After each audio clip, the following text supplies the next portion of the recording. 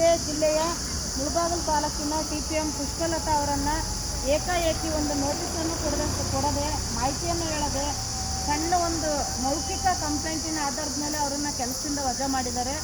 ವಜಾನೂ ಮಾಡಿದ್ದೀವಿ ಅಂತ ಹೇಳ್ತಾರೆ. ಬಟ್ ನಾವಿಲ್ಲಿ ಈ ಹಿಂದೆ ಬಂದು PD ಜೊತೆಗೆ ಮಾತಾಡಿದಾಗ PD ಸಾಹೇಬ್ರು ಏನಂತ ಅಂದರು, ನಾವು ಅವ್ರನ್ನ ಕೆಲಸದಿಂದ ತೆಗ್ದಿಲ್ಲ, ಬೇರೆ ಕಡೆ ನಾನು ಅವ್ರನ್ನ ಮಾಲೂರಿಗೆ ಮುಳಬಾಗಿಲಿಂದ ಮಾಲೂರಿಗೆ ಹಾಕ್ತೀನಿ, ಅಲ್ಲಿ ಇಬ್ಬರು ಅಧಿಕಾರಿಗಳ ಮಧ್ಯೆ ಸಂಘರ್ಷ ಇದೆ, ಸಂಘರ್ಷ ಇರೋ ಜಾಗದಲ್ಲಿ ಇಬ್ಬರು ಇದ್ದರೆ ಸರಿಯಾಗಲ್ಲ ಅನ್ನೋ ಕಾರಣಕ್ಕೆ ತಾಲೂಕನ್ನ ಚೇಂಜ್ ಮಾಡ್ತಾ ಇದ್ದೀನಿ ಅಷ್ಟೇ ಅಂತೇಳಿ ನನ್ನ ಹತ್ರ ಹೇಳಿದ್ರು.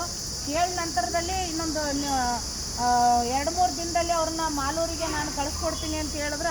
ಅವ್ರ ಮಾತನ್ನು ನಂಬಿ ನಾವು ಊರಿಗೆ ಹೋದ್ವಿ. ಆ ನಂತರದಲ್ಲಿ ಅವರಿಗೆ ಫೋನ್ ಕರೆ ಮೂಲಕ ನಾನು ಮಾತಾಡಿದಾಗ ಆಯಿತು ಇವತ್ತೇ ಮಾಡ್ತೀನಿ, ಮಂಗಳವಾರ ಮಾಡ್ತೀನಿ, ಶುಕ್ರವಾರ ಮಾಡ್ತೀನಿ ಅಂತ ದಿನಗಳನ್ನು ತಳ್ತಾ ಇದ್ದಂಥ ಅಧಿಕಾರಿ ಏಕಾಏಕಿ ಹೊಸದಾಗಿ ನಾವು ಕಾಲ್ಫಾರ್ಮ್ ಮಾಡ್ತೀವಿ, ನೀನು ಅರ್ಜಿ ಹಾಕಮ್ಮ, ಅದೃಷ್ಟ ಇದ್ದರೆ ನೀನು ಆಯ್ಕೆ ಆಗ್ತೀಯ ಅಂತೇಳಿ ಅವರಿಗೆ ಫೋನ್ ಕರೆ ಮೂಲಕ ಹೇಳಿದ್ದಾರೆ. ಅಂದರೆ ಇವರು ಮಹಿಳಾ ಧೋರಣೆಯನ್ನು ಯಾವ ಮಟ್ಟದಲ್ಲಿ ಮಾಡ್ತಾ ಇದ್ದಾರೆ.